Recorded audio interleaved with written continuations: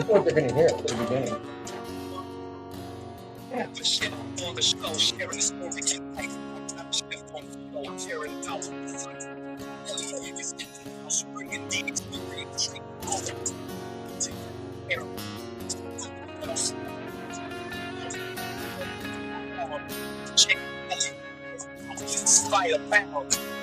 Every life is joy. We won't play with it because it ain't a toy. These people shine bright. Relax. Short show tonight. Experience coming from this world. Over here in front of the mirror. Giving them joy. Don't play with it because it ain't a we live our life in an attitude of gratitude. It's a fail safe. I heart you at a place where you're feeling safe. All right, guys, that's enough of that shit. All right, welcome back to the Super Gratitude Podcast, everybody. We're doing all this new stuff. Oh, look, I even got these lights. We're laughing our ass off. So, Attitude for Gratitude every Friday night here at Work for Recovery 4026 Washington Avenue North. Come on down and check us out. Every Friday night, you know we go live, like it says on the bottom of your screen, and there's probably still music playing. Maybe not. I don't know. Let me know, audience, if it's irritating or what I got to get you against. Rocky's already in the house. Thank you, buddy. So here's the thing. If you're struggling tonight, please reach out. My number's going across the bottom of the screen. You're worth what we're going to talk about tonight. If you're on the fence about life, like come on down, check us out. 4026 North Washington Avenue. We've got tons of stuff always going on down here. Every night, 7 p.m., we have meetings. Wednesday, we have a men's meeting.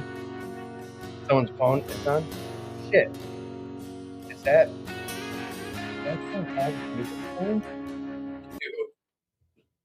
I sure do. No, that's audience. Where were you at on that one, guys? Where were you at on that one? All right. Now we're back. We live.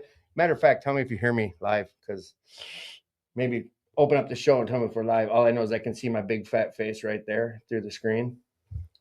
Matter of fact, here, video me, please. There we go. We'll do this again. It's not like I've been doing this for 3 years and I know what I'm doing. I'm a complete addict and alcoholic and all that good stuff, and I'm figuring it out every day, one day at a time. 4026 Washington Avenue North. Come on down. Thanks, Rock. Yeah, sounds good. Come on down. Check us out. Every day of the week, we've got stuff going on here. Wednesdays, we've got a men's meeting at 5 and women's meeting at 5. And then every night at 7 p.m., we have meetings going on. Like I tell you, every week, we talk about where we found our recovery. We don't do that gatekeeping shit here. Like, you're going to hear these guys talk about where they found their recovery through their story. You're going to hear about where I found my recovery. I talk about different faith-based places, Serenity Village and Eagle Brook. You've heard me talk about them places quite a bit. New Hope, Al-Anon, Fridley, and 2218 and Blaine, Al-Anon will work for recovery. Like, we don't gatekeep this stuff. So if you're hearing us tonight and there's some stuff you want to share with the audience about where you've gotten your recovery or a good meeting you know about, share it. Like, we don't get to keep this unless we give it away. Just like that beautiful music you got to hear at the beginning of the show, which now I know they didn't get to hear because you're busy listening to this crap. Matter of fact, give me my phone back. We're going to play this homemade country song about Jake and Nellie, the guests on the show tonight. And TikTok, like I said, they get a back seat to all this. So we're going to do a country song about Jake and Nellie.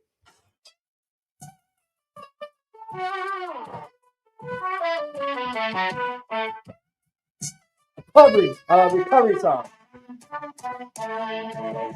A chef on the show sharing a story tonight. I got a chef on the show sharing about the fight. Nellie is in the house bringing the experience, strength, and hope. Together they're a powerhouse to climb the 12-step rope. Jake and Nellie are going shake the crown. Jake and Nellie will share about this by the pound. This recovered life has given them joy. They don't play with it because it ain't a toy. The two of these people shine real bright. Get back and relax and enjoy the show tonight. The experience, strength, and hope coming from this pair.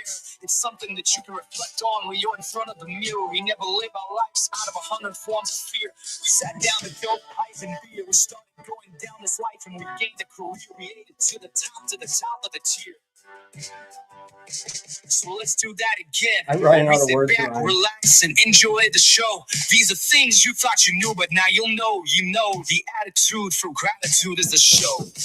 Yeah, baby! Is at the helm speaking about what he knows, sitting with a long time recovery bro. The attitude for gratitude is the show.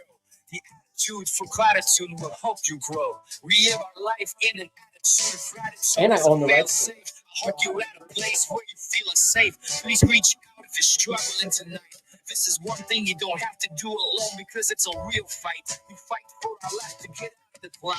We will fight and fight. You know what? If you guys want to use the song, go ahead. I'm not going to charge you. It's for yours for the taking. Go ahead.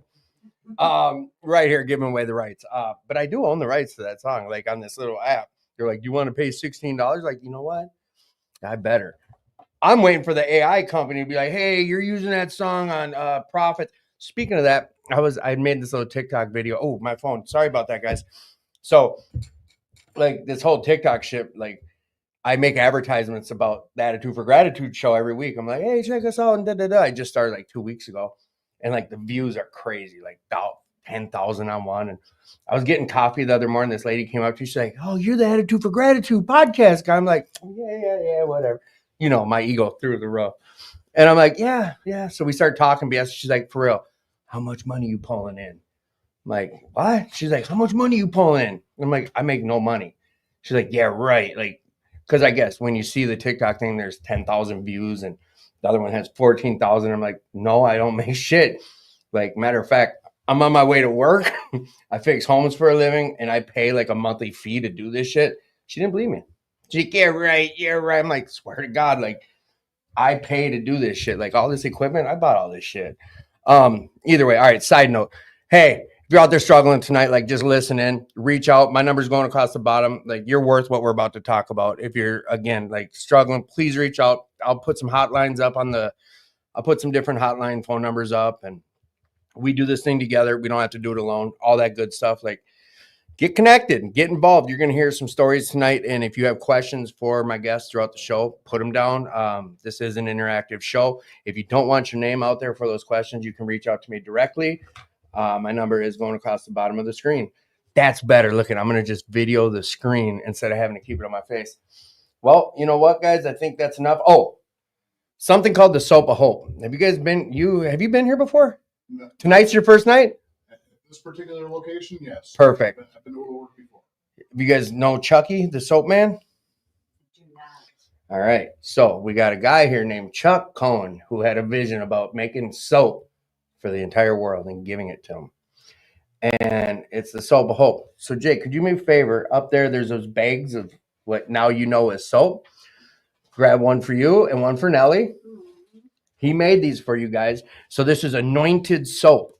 It is, though. We have a soap factory upstairs. He makes them upstairs. There's a little prayer in there about it. It's cinnamon and like all these anointed. There's a bunch of stuff in there, but like the vision behind it's amazing. What he's trying to do. Is that someone knocking on the door? No one's home. So basically, like this soap, like people can donate towards it, but basically he's over there like giving it away. It's an amazing idea, and it's a cool idea. So let's get this show started. Young man, that'd be you, young man. Oh. Who might you be? Oh, hi, I'm Jake. I'm a dipsomaniac. A what? Who, when, where, why, what? A dipsomaniac. Explain, please. Well, dipsomania was what they actually coined an alcoholic before 1939 when that book was first released, and they actually started calling us alcoholics. A dipsomaniac. Dipsomaniac was the clinical term when they used to throw us in the asylum because we couldn't stop drinking. You learn. Hey, look at you guys try to tell me this isn't an educational show. If you want, you can throw your headphones on. If not, don't. It's a little bit more. Put your headphones on, guests. See, I got to tell them what to do. There you go. Now listen. Is it loud enough? Can you hear me? Oh, for sure. Can you, Jake? Oh, yeah. Oh, all right. Well, then good. Young lady, who are you? I'm Nellie, and I'm a drug-addicted alcoholic. Welcome back to the show, Nellie. Thank you. It's been a while, At least 18 months. at least. About that. So I've been thinking about this. I know I have history with both these people. Like I said, she's been on the show, and Jake I've known for shit, at least 10 years. I'm thinking more like 15. About 15. And our good friend Jason, he hopped on and said, what's up to the two of us? So Jason, thanks for checking on, big brother, all that good stuff. Also, I want to send a shout out to my boy Rocky that logged in. Rocky was the first one on. What's up, Rock? Yeah, buddy. Yeah. Dipsomaniac. Well, isn't that fancy? Again, if you guys have questions throughout the show, I'll do my best. Like always, I'll get to them. But I'll do my best. And if not, like put them on my phone and I'll get to them there. I'm wondering if I can see you on the phone deal situation. I know I can see Jake. Oh, there we go. No, you're good. You're good. We can do all this jazz like this.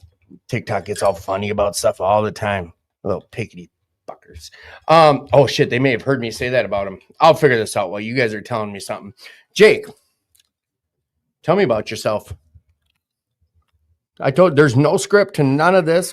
I want to hear about you. Start telling me about your story. Why'd you get what? Tell me your story, Jake, and I will slightly do my best not to interrupt, but take us down the path of Jake D.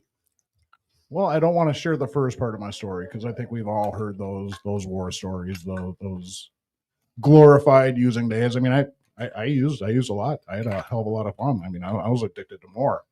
Mm-hmm. I needed more at all times. Okay. I want to talk about the recovery part though, because that's the part that really got me fucked up. The recovery part. Yes, the recovery part. Okay.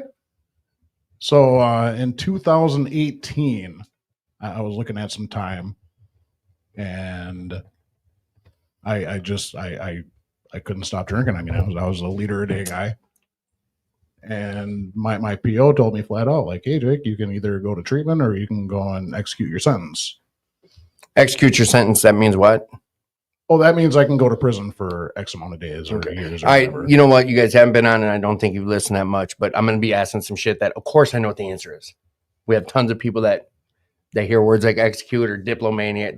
They have no clue. So I'm going to make you explain certain things. Execute my sentence means that I would be able to go to prison in lieu of being on probation. I could serve my term, and then when I would come out, I would be off probation. Right. And most people would be like, no, let me be on probation. I don't want to get locked up.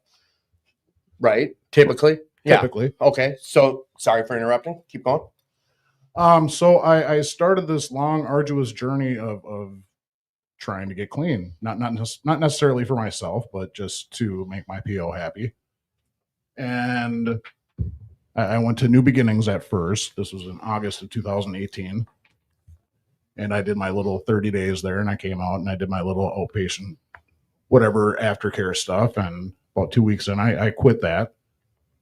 And then I started working. I was doing good. I wasn't relapsing or anything. Cooking? Were you back cooking? Yes, I was cooking. Every time I've shared with people, I have a chef on the show. They go, "Oh yeah, he's an alcoholic." That's like, I'll let you share about a lot of this. Sorry. Go ahead. Well, I guess we can go backwards a little bit here. So for a long time, I was in a different career. In 2013, I changed careers from the office world to the restaurant kitchen world. Hence me knowing Jake from the office world of collections. That is correct. Damn, that was 2013. That's when I left there. So that was. So it had to be. Oh, so it's 50. You're right. All of 15 years ago. Yeah. Life flies when you do dope. Wow. No, keep going. Damn. Well, anyhow, so I transitioned from the office world to restaurant kitchens. My very first restaurant kitchen, like my first day on the job, the chef walks up to me. This was a brunch place. So the chef walks up to me at like 9 o'clock in the morning with a shot of whiskey. And I'm like, oh my God, this is fucking heaven. I can drink while I work. And those shots just kept on coming throughout the whole entire shift. I ended up working at that job for 18 months, and that's just how it was. It's just every day shoving booze down your throat. And I would work other jobs, and I would work there till 3. Was this the first time you were ever a chef, or did you used to work did you dabble in that world, or do you go to school for it? Or I thought you were involved with cooking prior to the collections world. Well, I went to school for being a chef when I was working in collections. Okay, yeah, there's some schooling there. And then I did spend some time as a private chef after that. I catered some stuff. I did some bigger events, but my first delving into the restaurant world and actually dealing with the psychopaths that work in restaurants. Cooked one of the best pulled porks in my life over at our house on 55 for an event we had. And there may have been some drugs and alcohol going on then too. Generally, we're at that house. Yes. Good times. So you did, while you were at the last job, you were going to school for this, but did you have any idea of when you were stepping into that world, it was going to be like that? I had an inkling because I've seen Waiting. You know, I knew how the stereotypical restaurant world was, but I didn't know how true it was until I actually got into it. So 18 months at that job. So like you're becoming an alcoholic through this job. Yes. Well, I tend to think I was always an alcoholic, but I just never drank during the day at my office job, and now all of a sudden I can drink all day. And it's okay to. And it's okay. It's even frowned upon if I turn a shot down. So so now all of a sudden I'm working 2 and 3 jobs at a time, and I'm drinking after each shift. I'm drinking before each shift. I'm drinking on my way to and from, and yeah, I mean I'm working 60, 70 hours a week, and I'm drinking every freaking hour of every day. That tends to catch up with you after a while. Did you was there D-dubs or I mean, what was the first legal consequence with alcohol? The first legal consequence? Like in your life? Was there ever when you were younger type shit? Well, every charge I've ever had as an adult has had alcohol related. Right. Something or other. Right. Yeah. I have 2 domestics. I have 2 D-dubs. I have I actually got arrested once for jaywalking. I think I remember this story. But always while drunk, intoxicated. Yes, actually, so I didn't get arrested for jaywalking. I got an officer's attention for jaywalking, and I actually got arrested for inciting a riot. That was the actual charge there. And then they dropped that down to a disorderly conduct. Oh, awesome. So I guess the question, and I already gotten one about it, is I know you jump back and forth, but even when this happened with the probation officers, like you got legal stuff, did you ever think, when was there ever a part where you're like, shit, this drinking is a problem? I mean, the consequences were the problem. Right. It wasn't the drinking. I had to find a way to drink around the consequences. Right. When did you figure that out? That I actually had to stop drinking? No, that the drinking was the problem. Oh, that was probably by, I don't know, my 6th or 7th treatment. Okay. So no, let's go back then. That's good. I mean, that's not good, but that's good. It gives me some sustenance here on how to approach me interrupting your story. Because I don't plan on interrupting people's stories, but I'm going to help guide you. So you get this job and drinking like crazy, 18 months, keep her going. Well, and then every subsequent job after that was like that. Although they weren't all like that. So I've been fired from several jobs for drinking. I've quit several jobs from the effects of drinking. Not necessarily being drunk on the job, but like going through detox and not being able to go in, or having anxiety attacks because of the detox and not being able to work. And you know, that's the thing about that industry is there's always another job. Always. I'm never out of work for more than a week. Right. Regardless of what happened. That's a skill set you have that you can utilize anywhere, and everyone's hiring cooks if you know what you're doing. Yes. So the consequences from drinking still, even during this time, like it was still how to work around it type of deal. It wasn't the drinking. That mindset wasn't there, but you're still getting all these legal problems all came about. When was the first treatment? When was the first time you stepped into any rooms of recovery? That would have been August of 2018. I got to go to a nice little place called New Beginnings out in Waverly. Okay.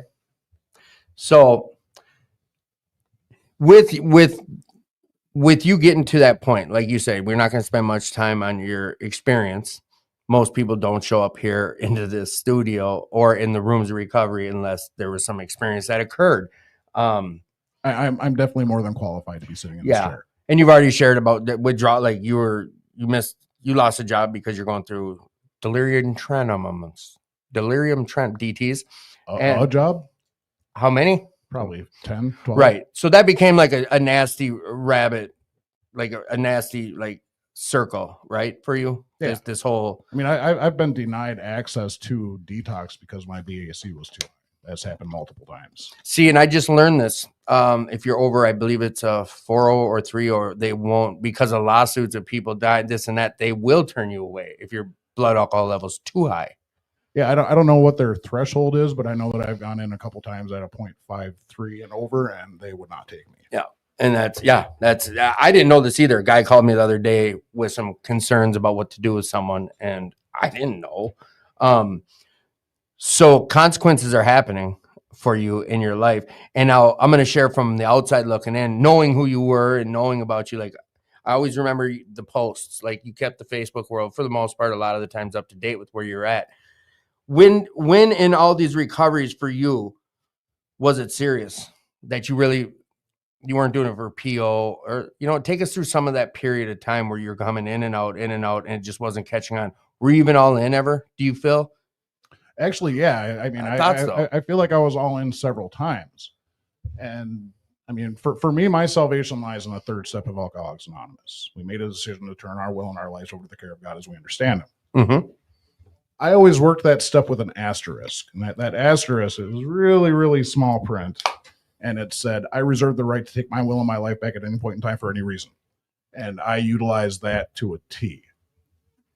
So because I'm just thinking, there was a time I ran into you at SNL, you were over at Salvation, and I think you had started cooking there, and like, you were proud of yours, and I was proud of you, dude. Like, just because of how I saw you, you were excited. Like, yeah, dude, I'm cooking for all the guys or something. You were doing really good in that facility. But looking back on it now, what was it, that asterisk?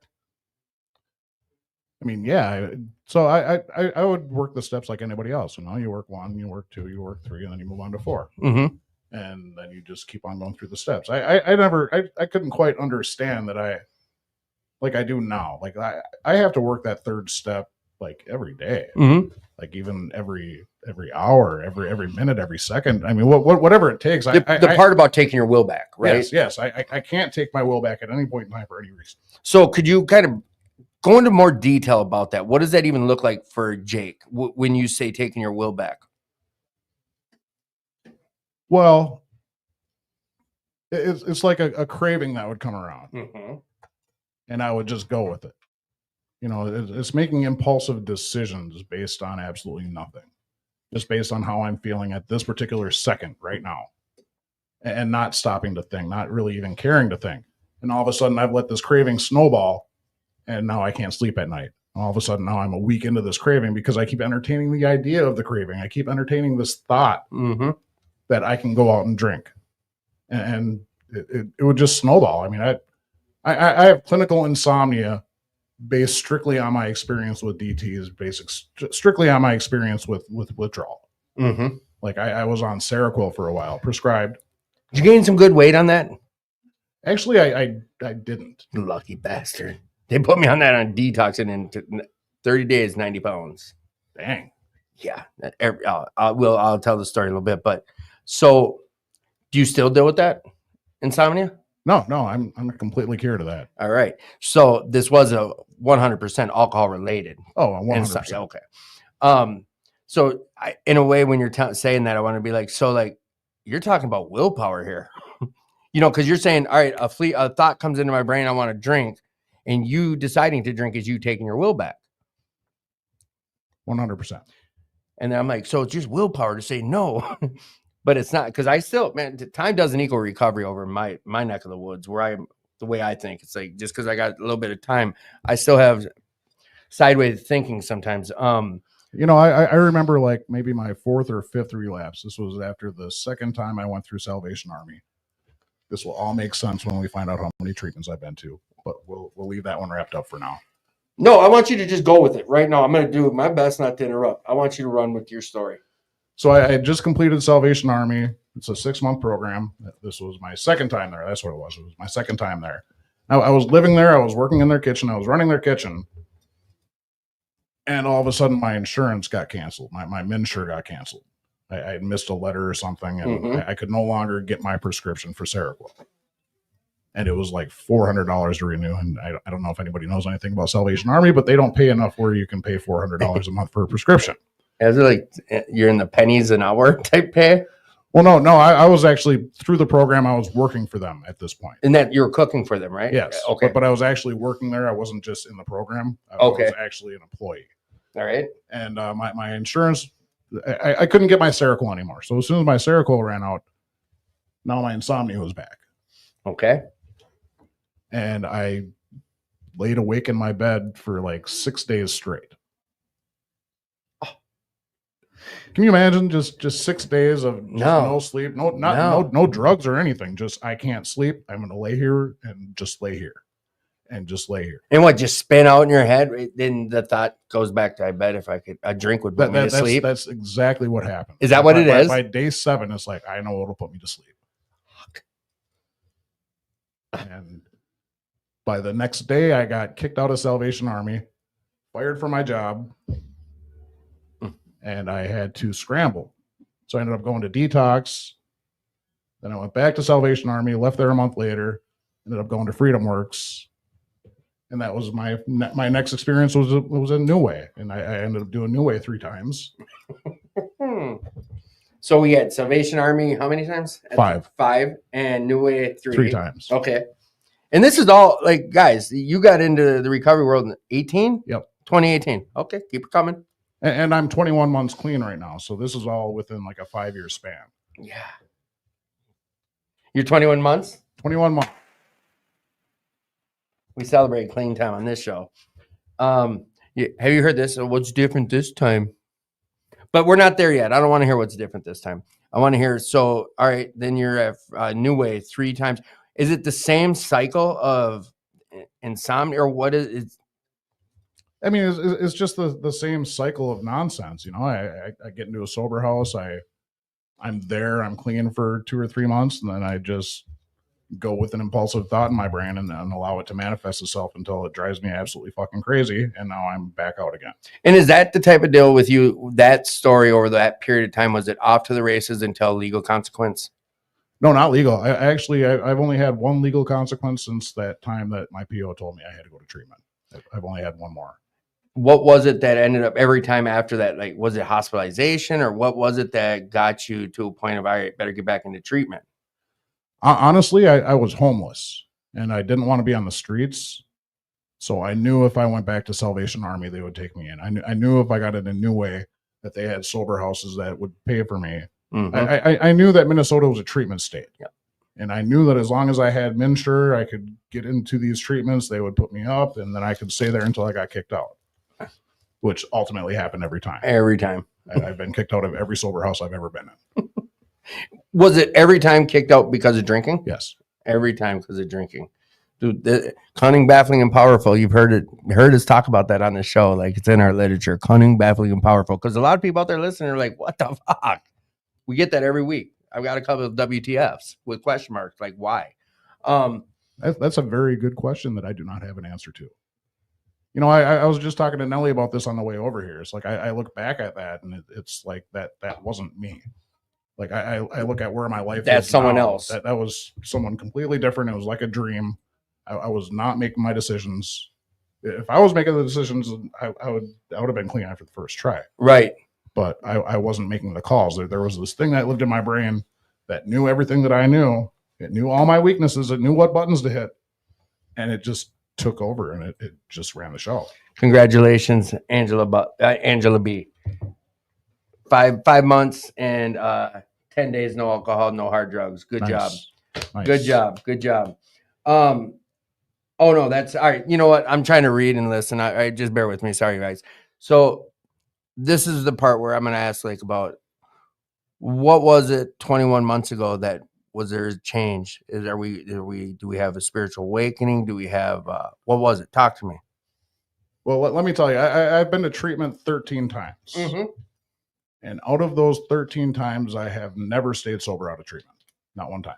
Okay. I'm 0 for 13. And the thing about those treatments is every single one of those that I went to, they gave me tools. Every single one, I would get tools. It's like I go to the store and I buy this nice shiny tool and I bring it home and I don't unwrap it. I don't take it out of the package. I don't figure out how to use it. I just put it in my toolbox and then I forget it's there. Mm-hmm. And then I go back out and mess up everything and go back to treatment and go and get another new tool. and bring it back home and put it in my toolbox and never look at it again. So here I got this toolbox full of these very useful tools that I'm just not using. Mm-hmm. Now, for whatever reason, now mind you, I have 2 felonies that were directly related to alcohol. But for whatever reason, 21 months ago, I got a DWI in Wisconsin, an OWI. Okay. I had just clocked out of work. Like literally, I punched out of work. I got my shit together and I went out to my car. I didn't go sit at the bar for a minute or anything. I legit just left work. Got pulled over 3 miles from my job, almost back to Minnesota, 0.34. Leaving work. Leaving work. And you were pretty. I was very functional. Those cops were very surprised when I blew that high of a number. They figured I was probably a 0.12. You're like, no, I'm Jake Dahl, bro. You don't even know me, bro. I've lived through 0.5. Oh boy. Oh boy. Okay. So yeah. So that time, I woke up in that jail cell again, and I've woken up in so many jail cells, making deals with God. Like, dude, God, come on, help me out here, get me out of this. I swear I'll go to church. But this time it wasn't like that. I woke up in that jail cell and I knew I couldn't drink anymore. I knew it, but I also knew I couldn't not drink. Like I've proven to myself time and time again, I can't not drink. So I was at a crossroad and I figured I was just going to make my way back home in Cottage Grove and find an easy, no frills way to kill myself. Cause that was really my only option at that point. Okay. And I had the option. I had it all plotted out. And right around the time I was thinking about pulling the trigger on it, I did something weird, something out of character for me. And I hit my knees in my room by myself. I've never prayed on my knees. At home? Before. At home, yeah. Okay.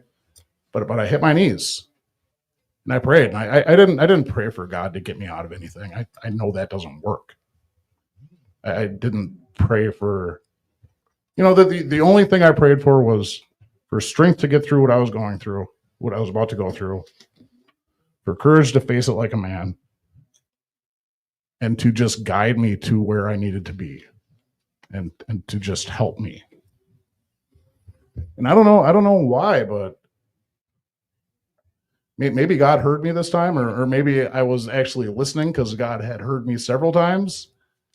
I mean, through my 13 treatments, they say it takes a village. Well, I know a lot of people that have tried to help me through those years. And there's quite a few online right now supporting this show. And I was deaf to them, because the alcohol had me. My addiction had me. That thing that lives in my brain that I was talking about earlier, it had me. But for whatever reason, that time when I prayed, God did the one thing that I've been hoping he would do, and he removed the obsession. I don't know why. I don't know how. I can't speak to how you can do this, how you can make this magic happen for you, but I no longer had the obsession of the mind that had control over me. And God led me back to AA.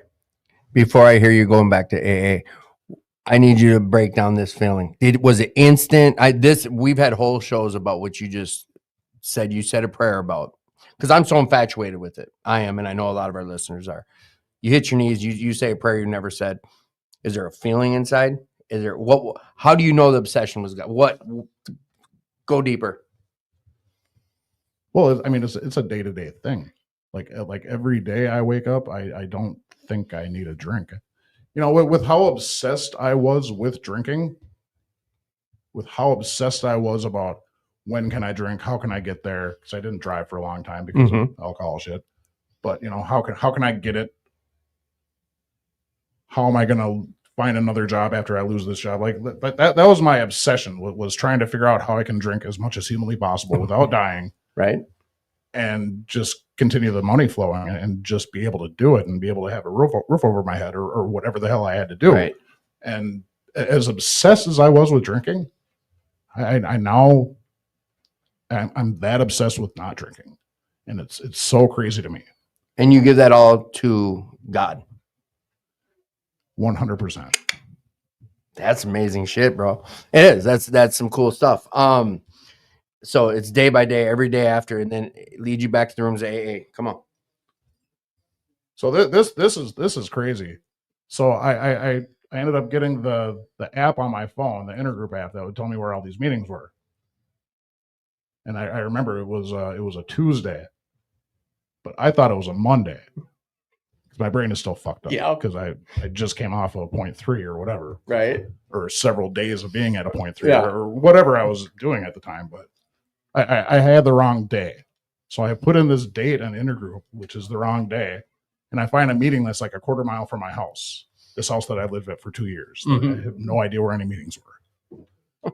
So I go to this meeting thinking, oh, yeah, cool, Monday night meeting. And nobody shows up. It's like, well, what the hell? You think it's the wrong day? Yeah. Okay. So then I realized that I looked at the wrong day. So I'm basically going to throw in the towel. Like, oh, I tried. Fuck it. I tried. That's what we do. That's it. Mhm. And I didn't do that. I had just found another meeting. And Imagine that. and it was a couple miles from my house. So it's like, oh, you know what? I'll go check it out. So I go to this church that's just it's like in the town over from me. And I go to this meeting that it's July. So there's like 3 people there. Like, wow, this is a junk ass meeting. But I'll sit through it. Sometimes. All right, go ahead. Come on. Yeah. So, I go to this meeting and I find out this church is a recovery church. Now, I had only had experience with Serenity Village as far as recovery churches. So I didn't know there was a recovery church 2 miles from my house, even though I've been dealing with these fucking demons for however long I've been living at this house. Tell me more. Right. So I find out that there's stuff going on there every single night. I have some free time because I just got fired from my job because I got pulled over in a small town and I blew a 0.34, even though I just left work.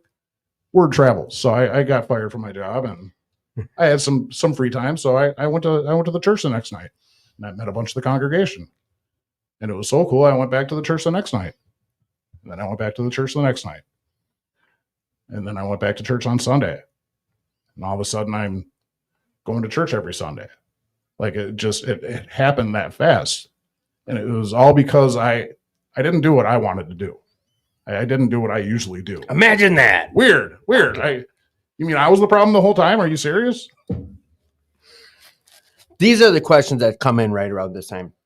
When did you realize you were the problem?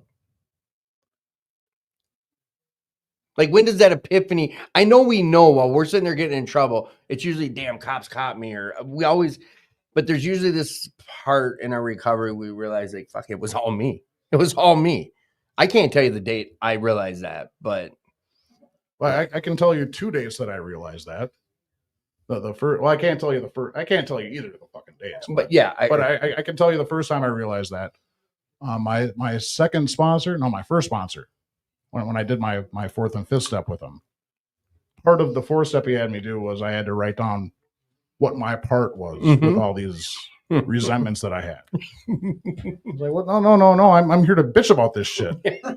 I'm here to complain about how all these people did me wrong. What do you mean I have a role? And all of a sudden I realized that I actually caused all this shit. Like I legit, even the shit that I had nothing to do with, I still contributed. Yeah. Like I was still a very big part of this. I had still caused way more issues than needed to be caused. I bet this person has a way bigger resentment against me than I do against them. I mean, it snowballed. Right. And I mean, it got to the point where I had this massive resentment against myself, which also contributed to some of the excessive drinking. But yeah, we don't have to sit and look at self while we're busy fucked up.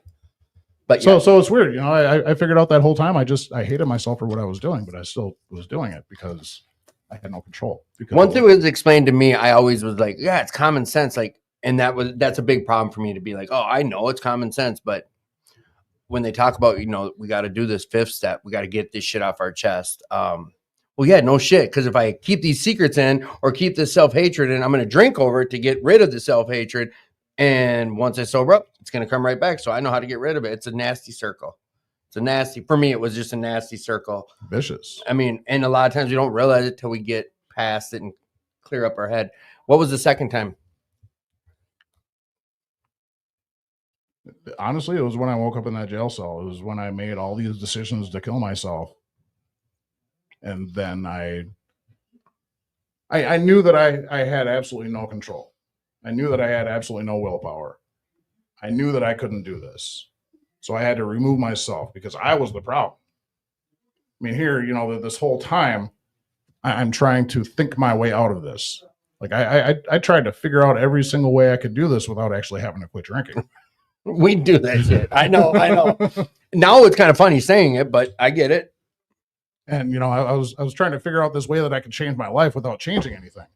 And the fact of the matter is I can't think my way out of this problem because I'm using the brain that is the problem. Like my brain is broken, and I'm trying to use a broken brain to fix a problem with a broken brain. And it's hitting your head against the wall. So I had to start doing the opposite of what I wanted to do. I had to start going to this church that I really didn't want to go to. I had to start going to AA that I really didn't want to go to because I knew that wouldn't help because I've been going to AA for years and it never helped. You can't get me clean, Tim. I don't trust you, so I'm not coming. Yep. That's the long and short of it. And I mean, there was this guy, Glenn Rank, that used to talk. I'm sure he still talks at Salvation Army. And one of his many one-liners is, "You can't get sobriety through osmosis." Nope.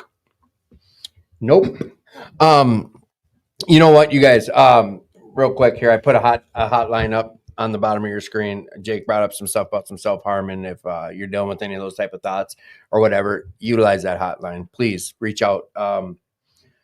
Mental health is a real thing, man. We talk about it every week on this show, and if you're having some thoughts, self-harm or anything like that, please utilize that number or listen like Jake, hit your knees or else, like, reach out, please. You're worth it. Like, you're better off here than you are elsewhere. So please reach out. Jake, please don't let that diseased brain make that decision for you. Right. When I was in my detox, they played this this video for us. It's this lady, and it's I didn't start with a needle in my arm. That's the name of it. That's how I always find it when I YouTube it.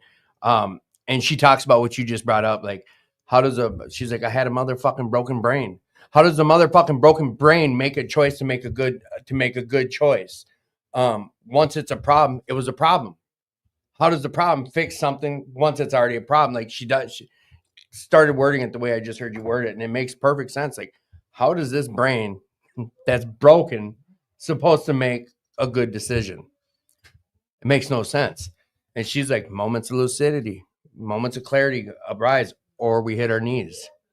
So how are you still involved with this church? Yes, I've actually cooked for a couple events for them. Would you like to share what church we're talking about? It's called Household of Faith, and it is in St. Paul Park, Minnesota.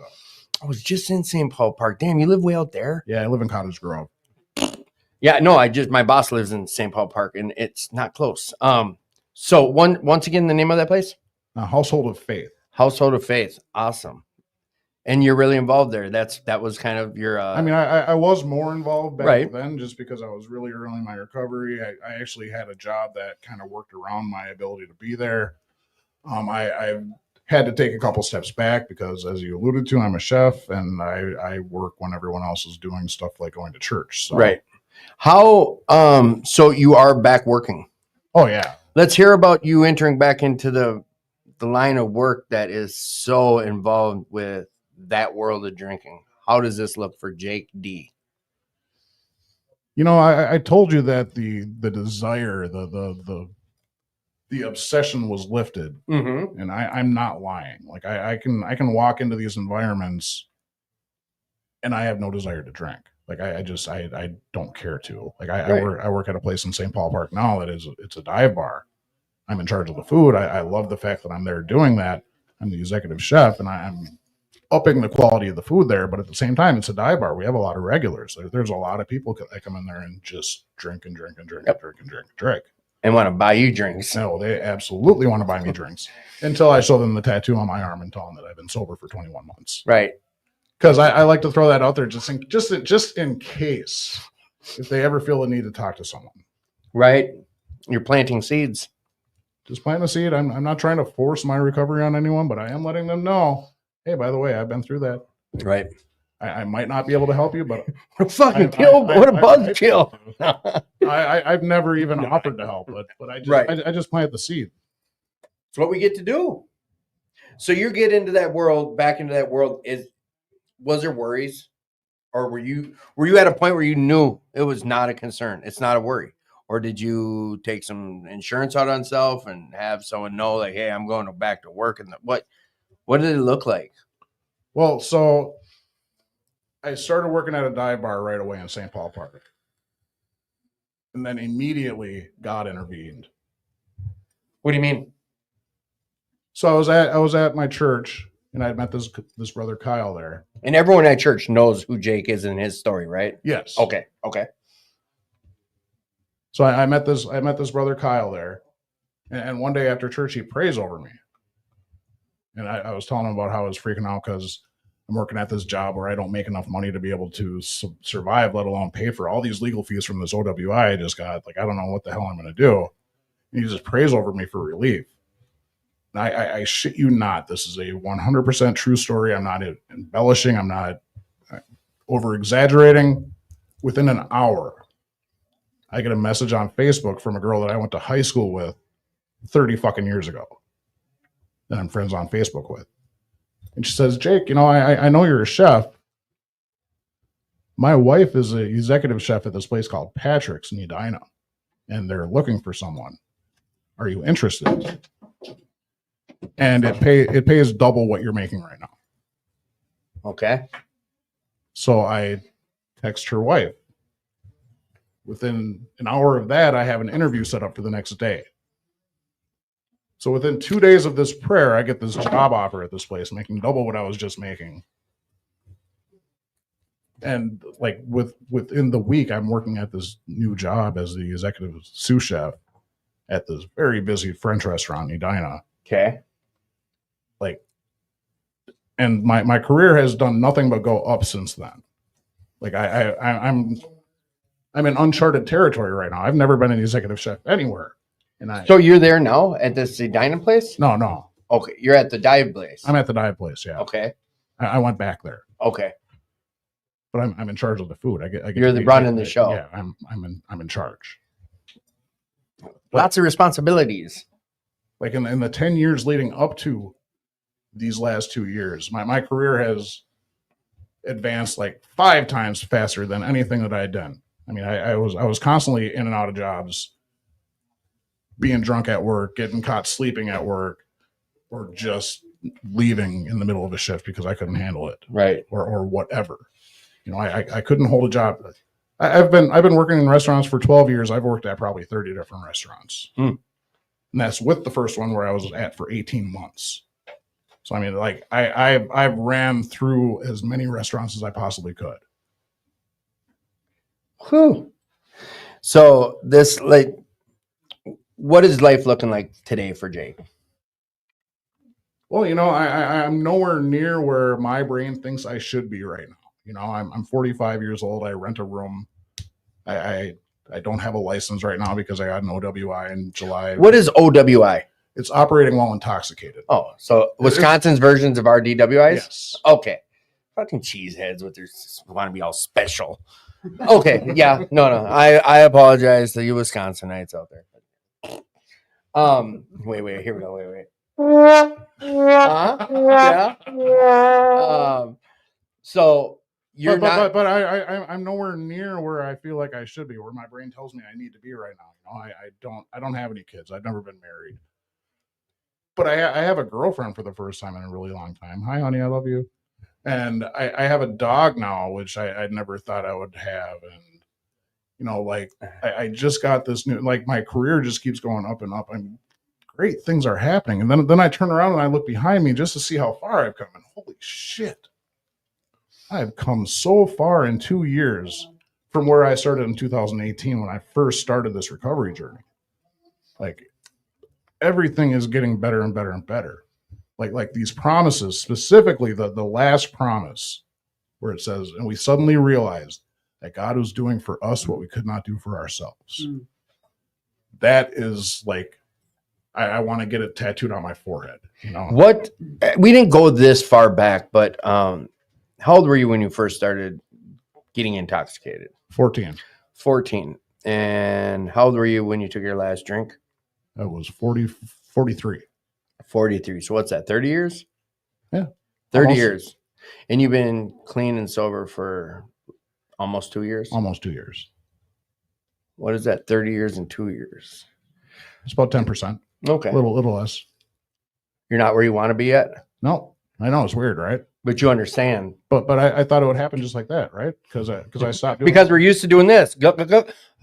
Well, yes, I'm used to making the decision that makes things happen right now. Yeah, he did just say hi, honey. Rocky's giving you shit. He said, did he just say hi, honey? I love you. I'm going to need to meet this lady, Jake. I know, this is weird. I've got to love friends. No, and I wasn't being a smartass. What I'm saying is, there was, matter of fact, I think it was John, that one of the guys who was listening. Someone said on here, Jason said, hi, honey. One of the guys on here, I had about 3 years, I was beating myself up saying, shit, I live in my mommy's basement. I'm making this. I don't have kids. I don't own a home and blah, blah, blah. I drive a shit car.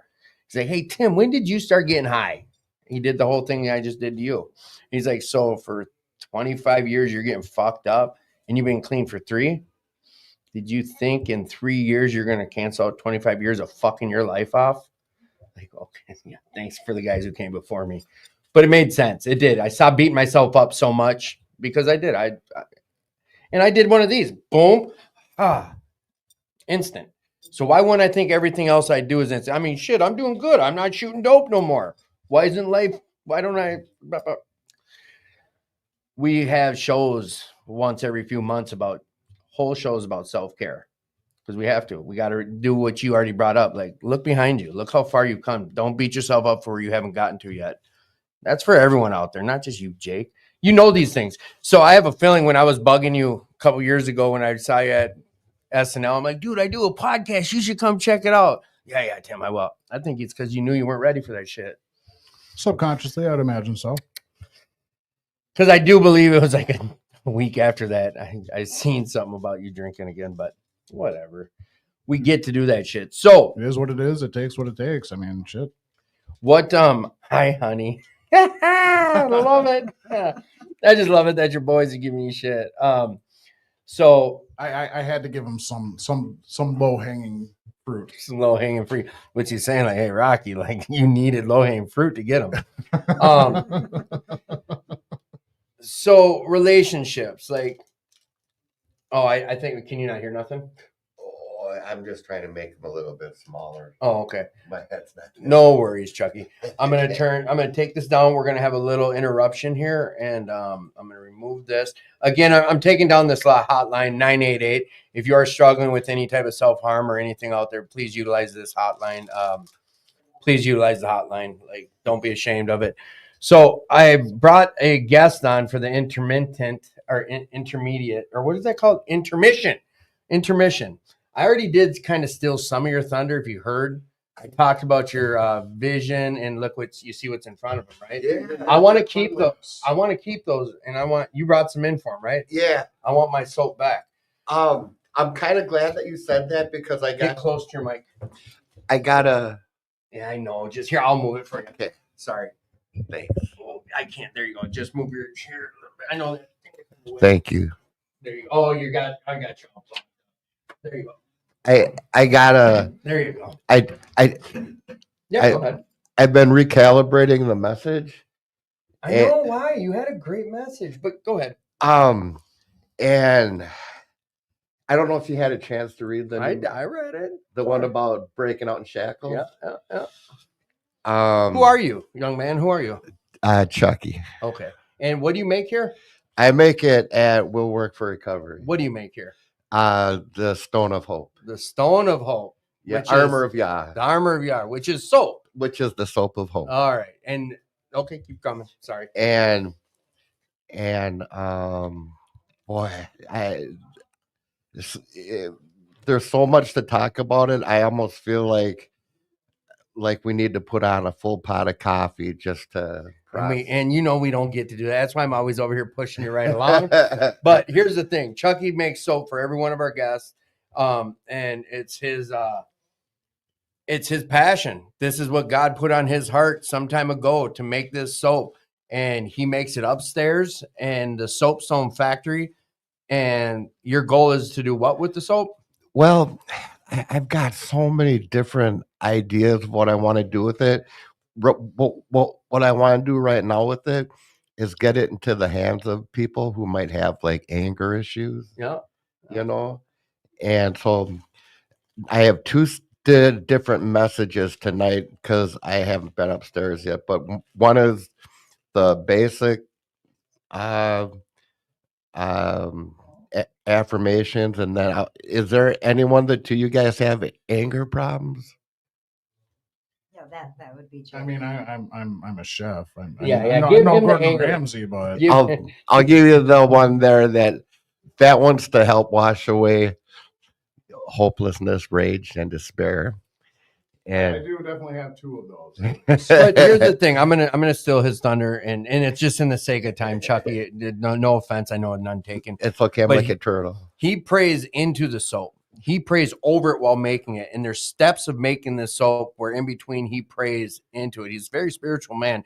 And I wish you'd have brought your Oh, I got it out in the car. maybe you could grab it and bring it back in and we could end the show with you That blessing the show. I would love that.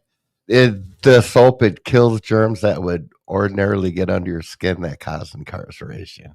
Huh? You like that one? Nice. Yeah, buddy. I could have used this 5 years ago. Right. I know. Where were you before I got locked up, bro? So, and it also helps you to not break out in shackles too. yeah, buddy.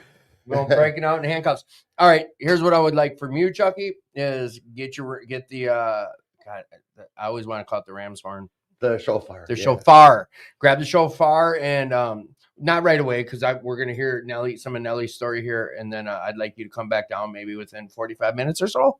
Yeah, that sounds good. I'll be here. All right, brother. We love you. Thank you Thank for you. thank love you you for too. blessing us, and Thanks, he's Chucky. gonna be back to close out the show with a little prayer, a little song, and the shofar. Anyone who's heard it, they know. I'm excited you guys haven't.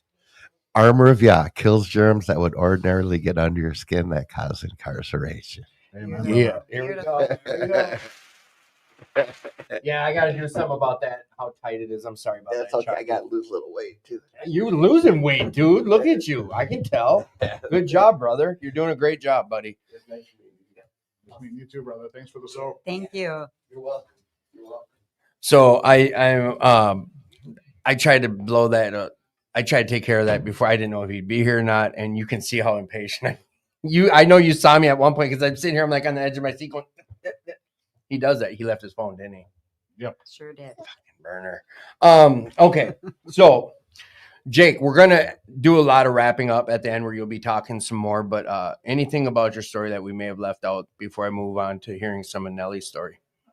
So much I could probably go on for about 5 more hours, but Honestly, we have no time limit. I've had this show go 3.5 hours once.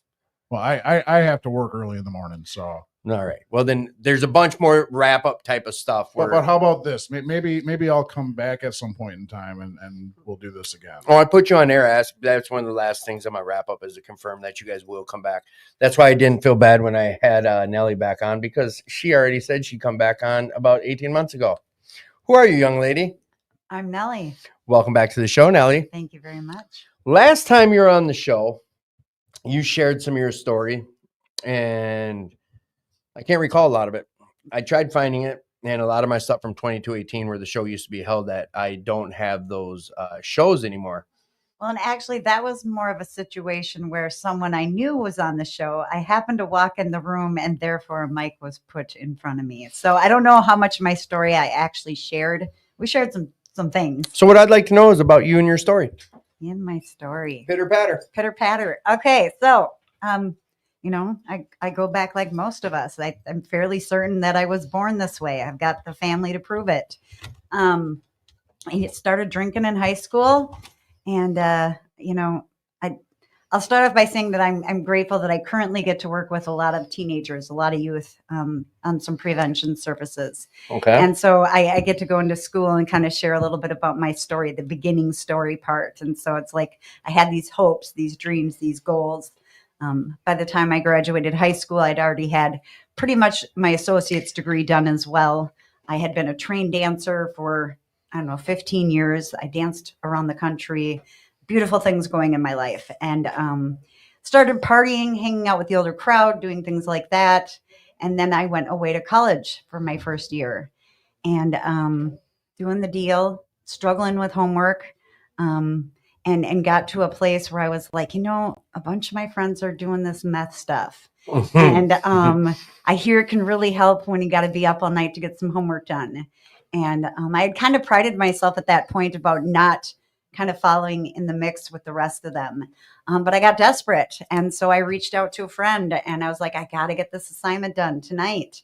And so this friend dropped off some meth, and there I am in my, college Catholic dorm and Catholic dorm, and getting high and writing a paper. And let me recap that. Yeah. You're in a college dorm because you're in school there, Yeah. and you heard meth could help. Yeah. So you called up whoever, and they Yeah. brought over. So now we're in the midst of spun out doing meth, getting work done kind of at the Catholic church. at the Catholic school. School. Yeah. Okay. Yep. Okay. So kind of, because yes, that's kind of how the scenario felt at the time. I did this amazing paper. Turns out a week later, when the teacher read it, she kept it for future examples. It was a straight A+ paper. The meth paper? The meth paper, yes. But come to find out the next morning, said Fred that dropped off the bag the night before called me back up and said, I've got something to tell you. And I said, yeah. He said, I sold you vitamin B12 last night. Nice. So I'm going to get you high for real. And that was the beginning of the end. Like, life literally became a blur from that moment on. There's so many funny things that could be said about this. Just before we go further, yes, I know. Like you could kill it on vitamin B12, girl. I killed it on vitamin B12. She's got published letters from a vitamin B12 trip. Damn. Good stuff going on. Good stuff, And but that next day started the beginning of my drug adventure. I think it was about 3 months before I was totally failing out of school, like failing everything. I remember at one point I was rushing to class because how we are when we're getting high before school. We're not getting much done and we're always running late. Like a rocking chair, a lot of moving, but going nowhere. Yep, going nowhere. And I pull into the parking lot, put the car in park. I'm jumping out. I look in the rearview mirror and I have a huge meth ring around my nose. And I'm like, oh my God. What's a meth ring? Like white powder. All around my nose. Ah. And I was like, fuck. Coke ring. Yeah, that's same difference. Same yeah, okay. difference. So at that time I was still in the snorting only phase. Right. And so clean myself up, run into school, but I'm failing. I'm totally failing. All these goals, all these dreams, all these ambitions that I had are very quickly crumbling. And then I kind of learned what we now talk about as the power of manipulation. I managed to convince every single one of my professors that some huge, strenuous life circumstance was keeping me from doing good work and that they should pass me. I don't know why, but they all did. So I was left to party that summer away and return the next fall. And I think I lasted about a month and a half before I all of a sudden decided that, school is not for me anymore. I think I want something else. What was it you're going to school for? At the time, juvenile probation. Okay. Yep. Okay. Juvenile probation. So I came up with all these reasons why this wasn't the right program. The school wasn't the right fit. I couldn't afford it, blah, blah, blah. And so I thought, moving back home with mom and dad was the better alternative. From there, my life did pretty much nothing for several years. Tried various things, failed at various things, but pretty much spent time hiding in the basement, getting high. Right. I found myself pregnant at 20. Was able to stay sober for the 7 months I knew I was pregnant. And it was probably 2 months after my son was born that I was right back to using. And again, my life just not going anywhere. Right. So fast forward, I'd say about 5 or 6 years, I had some life tragedy occur. I was in a really horrible motorcycle accident. that put me in a helicopter and then in a hospital bed for a significant amount of Mm. time. And I share that part of the story because that was kind of like that full circle beginning of change. And so, I still had no intention of not going back to using, but I took a break. I took a month or so break from it to let my body heal. Right. Went back to using, and then about another year or so passes, and I am going to be given a pretty significant chunk of money. Okay. Right? So I've got this huge chunk of money coming, and I was like, I've watched myself time after time get money, waste money, get money, waste money, and I just really wanted to not do that. So Right. how am I going to not do that? So at that time, I was living in an apartment in St. Francis. I had a boyfriend, I had a roommate, and I had my son. And I just turned to my boyfriend and roommate and I said, listen, tomorrow, I can't do this anymore. Tomorrow, I'm done. And if you guys want to stay living here, you've got to be done too. Like I've got dreams and goals for this money that's coming. And so the next day we quit. No, quit meth. Yeah. Don't get me wrong. I still drank. I still smoked pot. I smoked a lot of pot. I became obsessed with food. And then I like crazy. Pot and food. Imagine that. Put on the pounds, slept the days away. But I managed to put that meth pipe down, and I kept it down for a long time. And then slowly but surely, my life kind of started to get some things right. Yep. I took that money. I bought a house. I got married. I gained a stepson. I started putting things back together. Yet at the same time, I had a lot of like crazies going on in my head. I had this like massive obsessive compulsive situation going on. I wanted to control everyone in my home all the time. I started growing pot, started making moonshine, started taking my son's Adderall, doing all these other things. Not quite as consequence building as the meth was, but Still going down that path. Still going down. Have that you path. had any legal consequences from anything at this point? At ever? this point, I had one DWI at a .081. So right, exactly. I mean, okay. Exactly. So no, I didn't. And actually, they dropped that whole thing because it happened right before the motorcycle accident. They said no probation, just let yourself heal. Nice. So that was a blessing too, right? Yeah. All these little God drops in my life. So building up my life a little bit, piece by piece. I've got this beautiful family, this amazing husband. Life was, in a lot of regards, beautiful and perfect and exactly what I had wanted. Fast forward again about 6 years, I would say. And I had some health conditions come up. So doctors started prescribing pain medication. I didn't know the first thing about addiction. I had no idea that one addiction to one thing meant addiction to a whole bunch of other Cross things. addiction. No clue that this was going to be a problem, right? Mm-hmm. And I needed it. It was medically prescribed. But very, very quickly, like within a month quickly, I was like, oh, I don't only need this. I want this. Right. I want this. And the want built up to for years. And I think back on this and I have no idea how we managed it, but about $100 a day in addition to my prescription. And so, what, pain pills or heroin or pain pills. Okay. Yep. Pain pills. Because I wasn't going to be a drug addict. Right. Again, of course. right? Yeah. Not that. I built up this kind of pompous, better than everyone else. Higher echelon of opiate use. Absolutely. I am medically prescribed this. I Right. don't have a problem. Been there. I get it. Exactly. But I just needed more than what the doctors were willing to get. Right. So this is the illusion that I'm telling myself as I'm seeking out pills every day, all day long. It became like my job. Like literally, I was a stay-at-home mom. My husband worked. So he's paying for my $100 day habit. And looking back now, I can see where everything about me started to change. Everything about the person that I was started to change. And that obsession just grew and grew and grew until what happens when you're, hooking up with drug dealers every day to get pain pills? Well, they usually have all drugs available to them. And so eventually I went back to using meth again. And meth and opiates? Meth and opiates. Okay. Yep. Okay. Meth and opiates. And it turned out to be the first time in my entire, at this point, I think 8-year marriage, I'd ever lied to my husband ever about anything.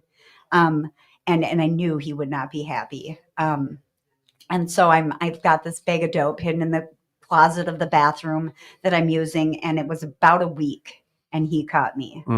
And he woke up in the middle of the night and caught me getting high. And I remember he took the pipe and he crashed into the bathroom sink. And the only thing that I could think about was, what does he think? I don't have another one? And I'm like, who are you? Like I was all at the same time, same thought. All at the same time, same thought. Like just this total split personality type shit going on. And I said I was done or whatever I promised to make him go back to bed so that I could finish getting high. Go get the other pipe. And so then, questioned me a couple more times over the next week or two. And it was, no, I'm not. No, I'm not. Until one night I fell asleep with the bag on my lap and, I get this tap on my shoulder and he's like, I'm going to assume that by the size of the bag in your lap, that prices have significantly dropped since the last time we, were buying dope. But with that being said, I guess I don't really care. You got to go. And I was like, I didn't even put up a fight. Like I was like, okay, I got free rooms at the casino. I'll go. And I'm like, this marriage that I had, that I worshiped, that I loved so incredibly hard. I was willing to just be like, oh, well, I took my bag of dope and I took my free rooms at the casino. And I don't even know why it was, but they gave me 2 weeks worth of free rooms at the Hinckley Casino. So I'm set, right? Like I'm set. Yeah, that's how our brains work. That's how my brain was thinking. And not even thinking, what am I going to do in 2 weeks in a day? Like 2 weeks in a day, or what are my kids going to do when I'm gone? Or, what about my husband that's going to work every day? Or none of that even factored into anything. And it was about day 3 up at the casino and there's a knock at the door and it's my husband. And he says, when my wife fucks up, I fuck up too. And I'm in this with you. And I said, we're going to regret this. Oh, he was like, let's get it in. Let's do it. Yep. So we got high. Was that the first time for him? First time since we'd quit. So he was part of that group that quit with you. Yep, he was my. Oh, so he damn. Yep, my roommate and my at that time boyfriend. Damn. Yeah, we had quit. So it was off to the fucking races. It was absolutely off to the races. God, it's. How long did that go for? Well, by the time our 2 weeks were up at the casino, he had quit his job. Go back home. Kids at home? Kids at home. They're in their late teens. Okay, so they were, self-sufficient on their own at the time.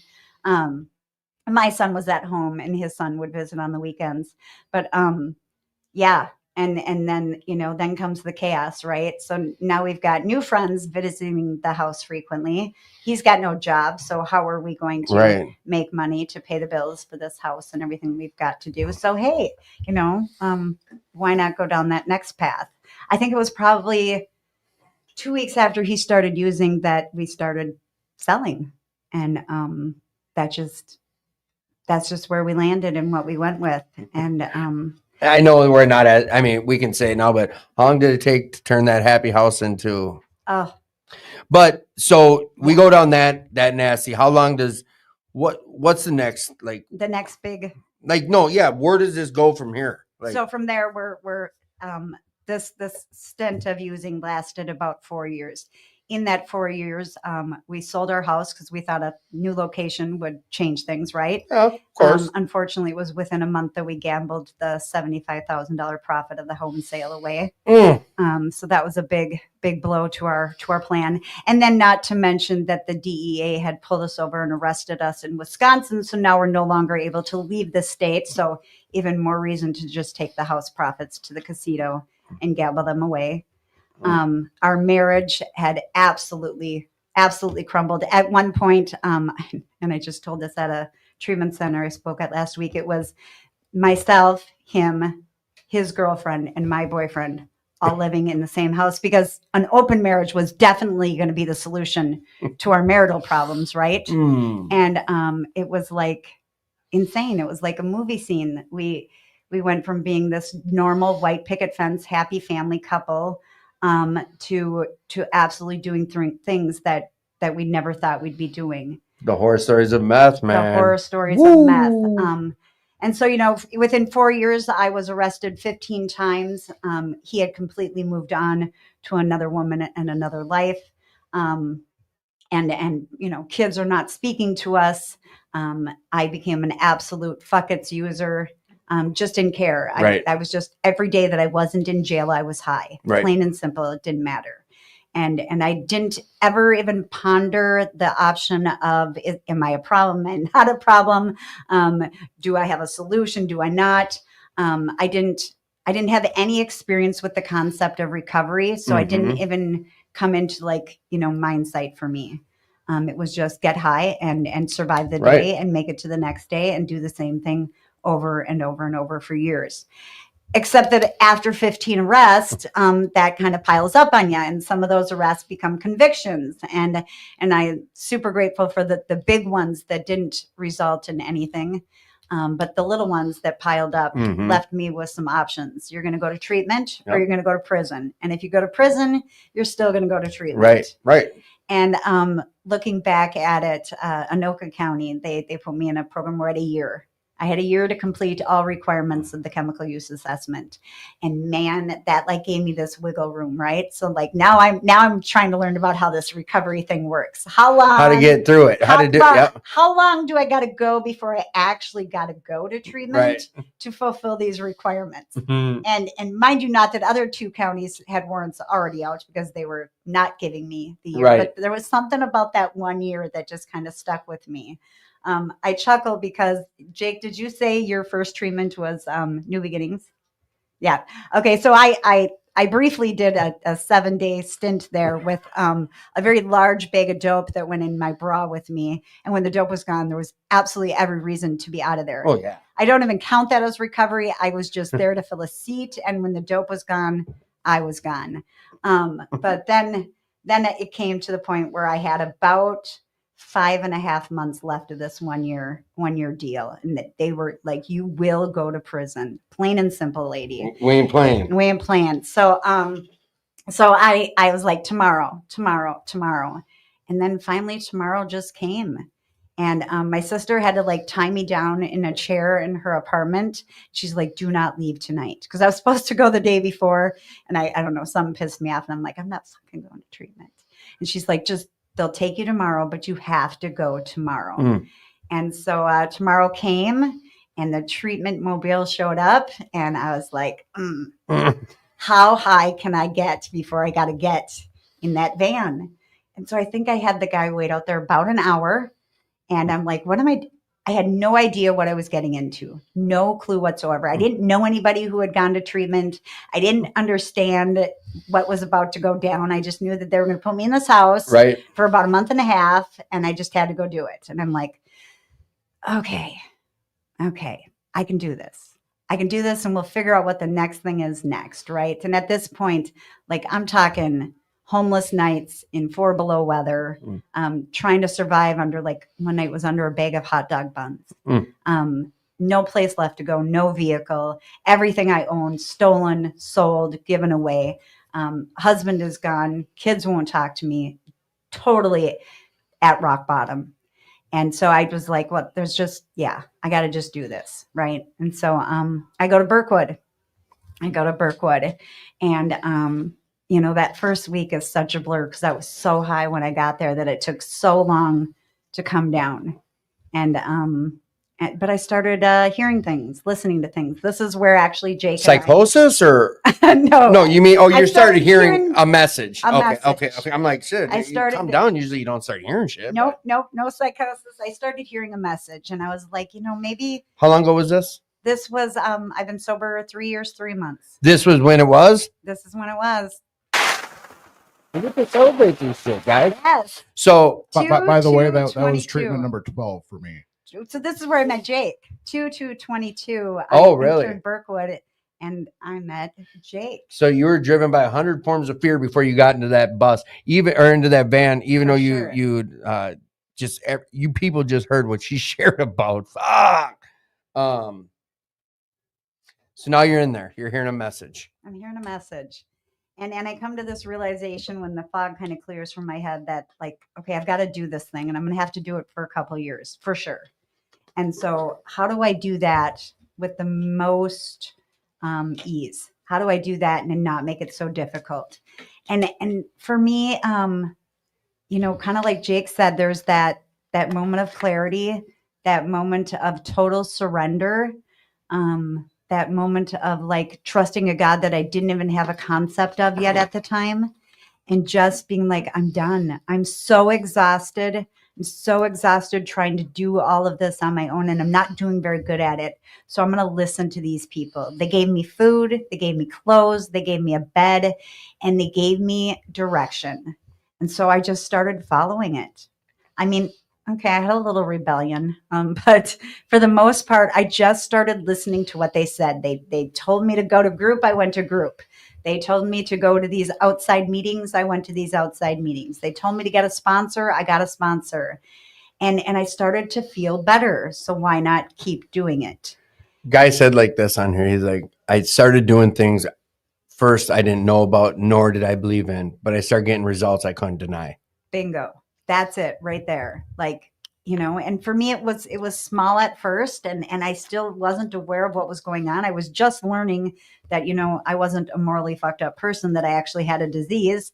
That was news to me. Was it really though? At that point when you're learning this, you're like, oh wow, I have something wrong. Yeah, I absolutely thought I was just a morally fucked up person at this point, making bad decisions. I had no clue that I had this thing called addiction. I didn't even know it was a concept. And I certainly, you know, I'd heard of AA and NA and stuff like that, but I had no clue what that even meant. I just knew it was some program that, you know, drunks go to. And so bunch of quitters, you know, and so I'm such a fresh new baby at this point at the whole concept of recovery that I'm just kind of like soaking it all in. I'm so grateful. I had an amazing counselor at Berkwood who really took the time to care about me. You know, she's like, take a little nap when you need a nap, and go get some more food when you need more food. And I mean, I'm talking, I was 85 pounds, no teeth, matted hair. I was a shit show mess. And I was so full of, yes, Jake can contest. I can concur. He can concur to this. Yes. So indeed. Jake, you would have had 222 at one point? Nope, that was the day I entered. He had been there. I had already been there for a few weeks. Yeah, yeah. And so you're getting the beds warm, right? And there's Jake. He's got this soothing voice and this wisdom because he's got all this past experience, right? All them tools. So I'm kind of latching on to hearing what he has to say. And Jake became my first close friend in recovery, and we've stayed connected ever since. It's been this. How do you deal with that when your buddy from these treatments who you got close with, all of a sudden he's like, I'm fucked up again? As he's telling his story, I'm sitting here thinking, like, I know where I was when this shit happened. Right. Like that 0.5. We were an outpatient together at the time, and we talked daily. Jake and I would talk, and so a day came and no Jake. And the next case, you knew, huh? Oh, I knew. Absolutely, I knew. And I'm blowing up his phone, and I go to treatment the next day, and he doesn't show up, and everybody's getting a little bit concerned, and I'm just like, just something's not right. And so, yep. And then, you know, it was several days later, I think, before he finally called and said what was going on. But anytime I didn't hear from Jake for a while, I knew what was going on. Yeah. I knew exactly what was going on, and yeah, Jake's one of those people that he's too smart for his own good. Like, he can recite the big book like nobody's business. He can spew beautiful words of wisdom, but he can't do it for himself until this time. He couldn't. Yeah. He couldn't. And so I had a toolbox full of tools that I used for everyone but myself. And it was great for me. It was great for me. I mean, so many nights I would call him late at night and I didn't know what to do and I didn't know what I was feeling. And he would set my head straight. We all have a purpose for a purpose on a purpose. Like, maybe you had to go through what you went through for what you went through, how you did, for her to hear a message one of those nights in between your shit with your tools. Oh, absolutely. I needed Jake's tools. For sure I did. You never know. Shit all happens for a reason. I got to believe that. I got to. I have to. I get to. You get to. I can deny it all I want, but it's where we're at. So, okay. So this last 3 years and some. And some. What has it been looking like? Oh my God. Come on. God is so good. Like God is so good. For me, I've got this one journey, right? I've only got this one, and I'm so grateful, and I will do everything I can to continue to keep it that way in my life. I graduated Berkwood. I went to outpatient treatment. They said go to sober living. I went to sober living. I worked the steps with the sponsor, and life very quickly got very good. That whole 1 year to do what I had to do ordeal, I finished it in the 1 year time, and those felonies were dropped, and then I was able to move on to the next criminal charges that had to be figured out, and I followed through with that. And What legal stuff do you have hanging over your head now? oh, none, because I did exactly what I had to do. We also do have Yeah, there's one of those in there too. yeah, yes. I mean, it became fairly easy to do the right thing, and I've always believed in working a program of action. So what step work do I got to do to make my life better and to do God's will? And as long as I stay focused on that, I manage to make okay decisions in life, and sometimes really, really good decisions in life. And then life starts to show you the promises, and God starts to show you his path. And oh my gosh. So 3 years, I started, I sat at about 6 months sober, and I was like, what am I going to do now? Like, I'm graduated from treatment. I'm living in a sober house. I'm listening to an 18-year-old. I'm 44 at the time. And I had, pretty much been a single mother my whole life and a drug addict. So what am I going to do now? And so, why not try to give the same hope to someone else? So I went on the bandwagon to become a certified peer recovery specialist. And as God likes to work his magic, within a week of getting my certificate or taking the class through a housemate of mine, I was introduced to a man who was looking for a certified peer recovery specialist. And I was like, yeah, but I got 6 months. He's like, well, then we'll start you at the very bottom. And so that guy took a huge chance on me, and I've been working there ever since. Nice. And I started at like 5 to 10 hours a week, getting to do like office work. And then I got to learn how to do some housing stuff. And then I got to learn how to do overdose trainings. And then I got to learn how to do peer support. And then I got to continue to work my way up to now I get to, there you go. It's really all important. Yeah. I got to work myself up to being the site supervisor. Nice. The lead recovery chick in charge. And I get to do all kinds of cool shit. I get to go talk prevention in school. And I get to go around and do a bunch of seminars and public speak everywhere. Look at her light up when she's saying all this. I do. So then I decided at one point, my boss looked at me and he said, so when are you going to go, come work over at the treatment sign and get your LADC? LADC. I was like, really? Like, I really didn't want to go back to school. I did not want to do it, but Catholic school is the last school you were at? I dabbled in like a semester later at St. Cloud State, but that lasted like nothing, of course, because I got high again, right? And failed again. But so but pretty much I had done my 2 years while I was in high school, and then about a year and a half worth of extra throughout. But yep, so it had been 22 years since I last opened a school book, and this past fall I started my first year of school. Yeah. How are you liking it? I fucking hate it. Really? Yes, dude, that's a lot of work. I'm going to school full time, working almost full time. I'm trying to have a life, doing my recovery deal. But here's the deal: it doesn't matter how much I hate it, because this is what God's will is. And I have so much pride and pleasure and hope in that. And this is just a phase. Like, this is just a phase that I got to get through to do what I really want to do. You get to get through it. I get to get through it. So, I mean, no, I don't like to study and write papers and things like that, but I love to learn about addiction. I love the honesty. Shit. Yeah, no, I don't even joke about it for a second. I'm excited to learn about addiction. I'm excited to help other people. I truly believe that I can make an impact, and so I will do what I don't want to get where I want to. That's how we weren't scared to pick up the fucking dope pipe. Nope. Nope. I appreciate you guys. Listen, so Can I just throw something in there? Yeah, you can throw a bunch of somethings. One treatment. Wow. Man, one treatment. She did all that with one treatment. Yeah. And I was hitting my head against the wall 13 times and still couldn't stay sober coming out of treatment. Man, Imagine that. the Lord works in mysterious ways to have us both sitting here at this mic, both sober. Yes. We've both taken a completely different path. And here we are. We both get to share our differing experiences with our strength and hope and all that jazz that we get to share, man. I'm so blessed to be sitting here next to you, Nellie. And here's the deal. I think that in this recovery journey, I've met hundreds, thousands of people, right? But there are certain people that you come across that that was definitely God's intention to introduce you to that person. And that was absolutely the relationship that Jake and I have had. Like, I know for fact that God purposely put us together in that treatment center so that we could be sitting here today, 3 years later. I mean, there are just significant people that have impacted my recovery, and he is for sure one of them. Jake, is that weight on your shoulders to hear that? It's motivation. It's motivation to continue doing this. It drives me. I've shared my story on Facebook. A lot of you out there that know me know that I've shared a lot of my stuff on Facebook.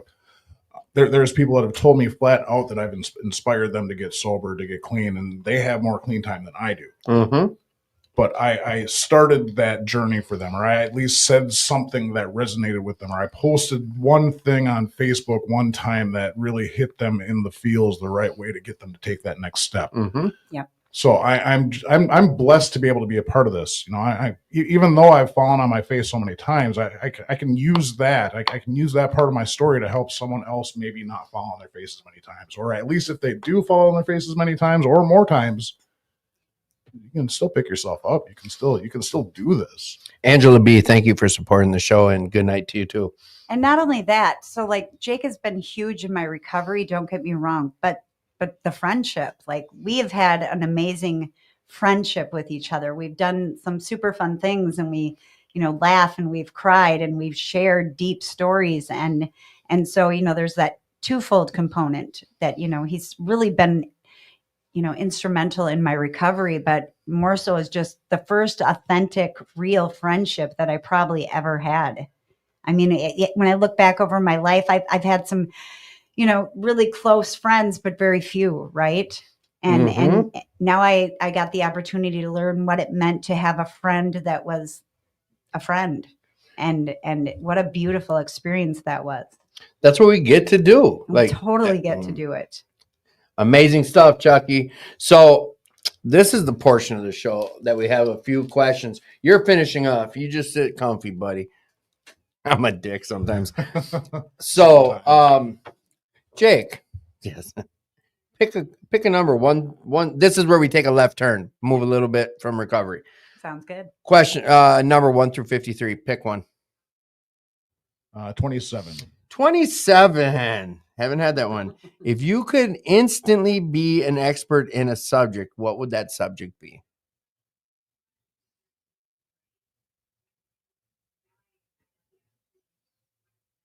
Well, since it's my career path, I would say cook / chef.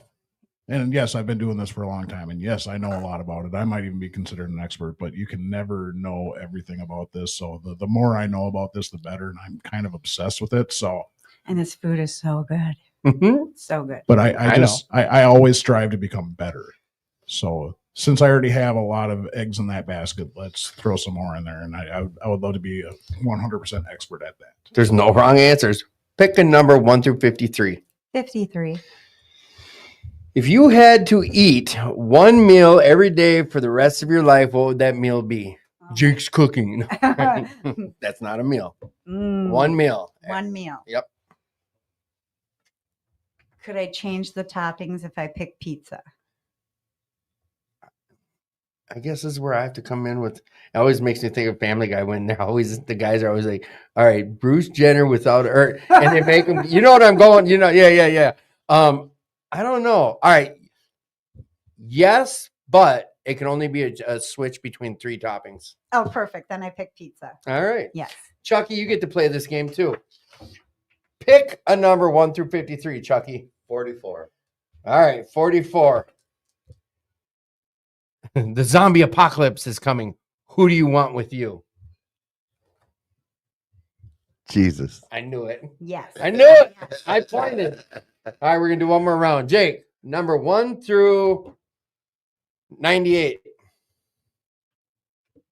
We'll keep the sevens going, and I'll say 17.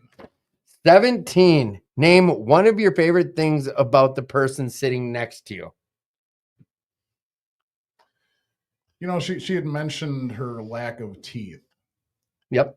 and now she has teeth, and I love seeing her beautiful smile, because I met her when she was legit. Like, she says she looked like shit. Now she looked like she got ran through a damn ringer. I mean, I did. She I was was an rough. absolute 100% mess. Yeah. And just to be able to see her smile the way that she smiles, with all that confidence, and just knowing where she came from, man, it's beautiful. Yeah. Yeah. Love you too. 1 through 98. 22. 22. Here we go. I love these. If you could be cast in a movie of your choice, what movie would you choose, and which character would you want to play? Oh my God. Fun fact about me. I don't really do TV. Pick another number. Okay. 5. 5. Who is a hero in your life? I mean, God is the greatest hero of them all, but I gotta kind of say my daddy. That's all right. I mean, like my dad has supported me so much. He's your biggest cheerleader? Yeah. Nice. I mean, he was pissed I bet. for years, but we heard the ones that love us most. Absolutely. So, Huh, Dad, Jake? if you're listening, I love you. Thank you for always being Dad, there. you better be listening. Did you share it with your dad? I did. Oh, then he's listening. All right, Chucky. Oh, go ahead. Oh, all right. Chucky, 1 through 98. 18. 18. Tell us about a unique or a quirky habit of yours. Boy. Oh,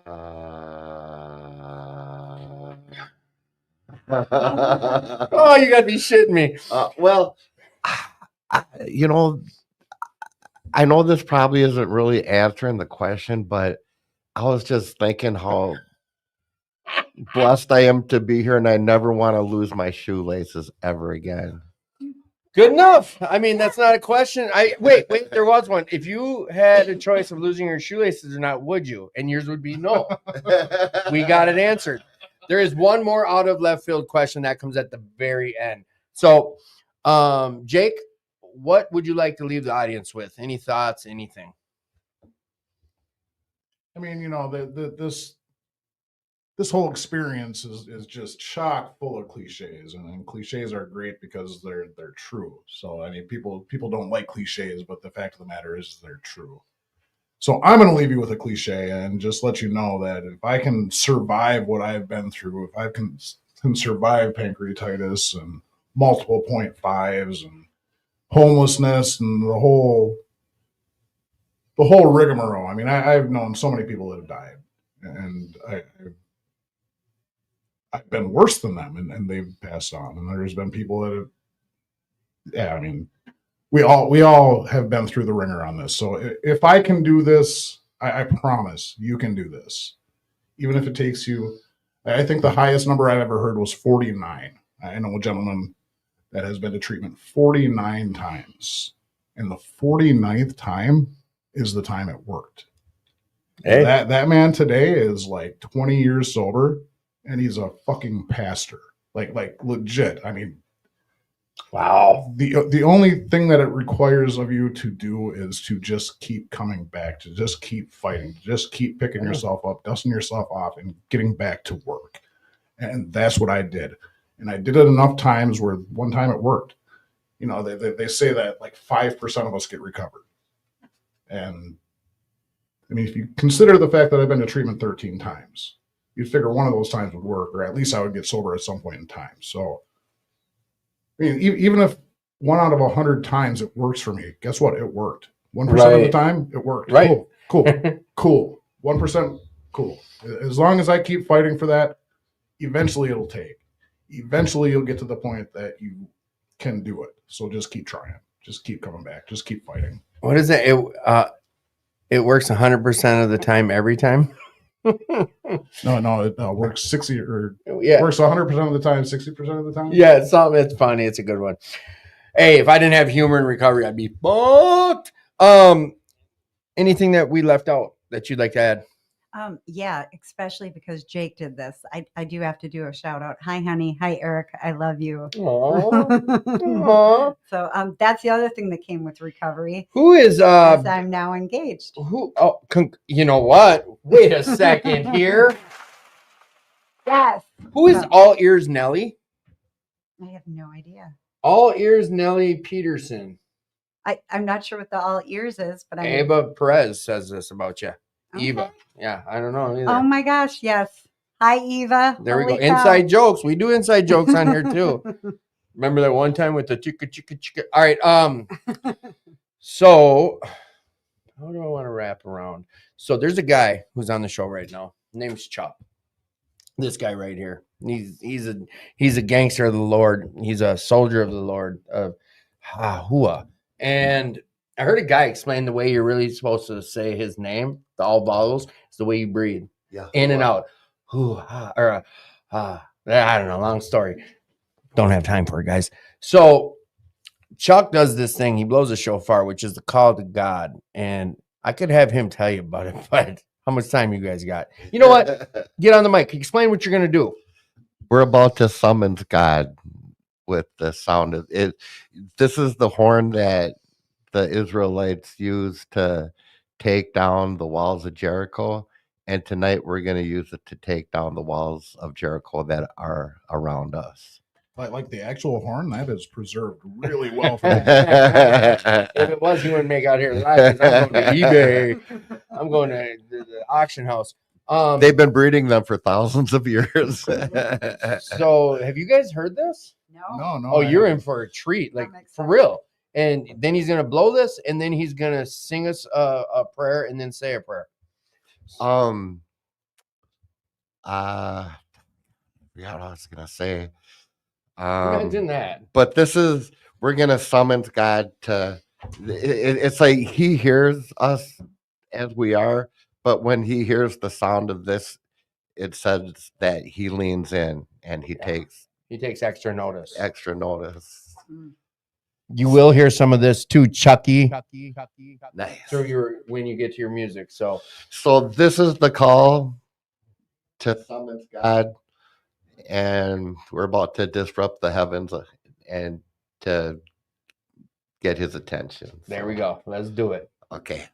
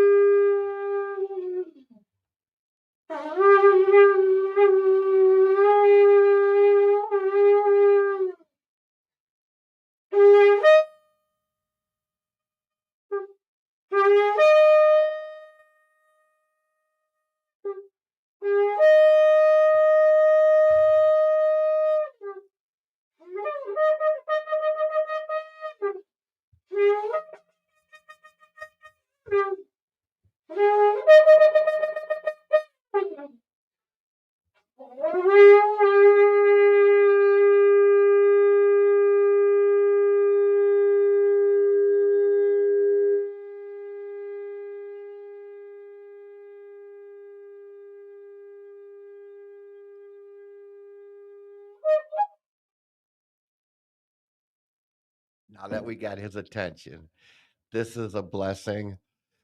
Whoever hears this, I pray that they'll receive this blessing. This is the blessing that's prayed into the soap to it's like a supernatural prayer for healing and for peace and protection, prosperity.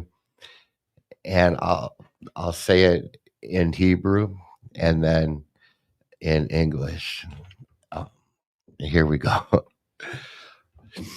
Yivarechecha Adonai Vayishmarech Ya'er Adonai penavalecha vichunecha.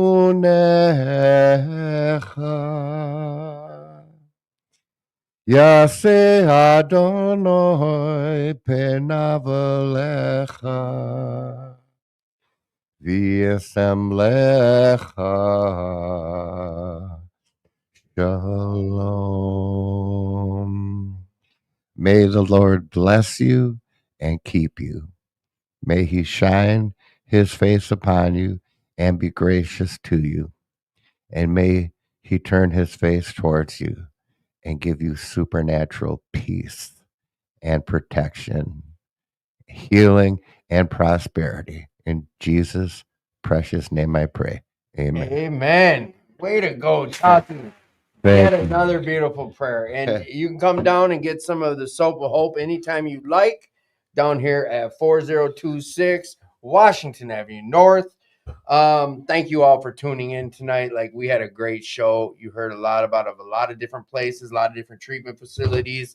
And if you have any further questions about any of that stuff, like, my number still goes across the bottom of the screen. And future shows, you can always feel free to reach out to me.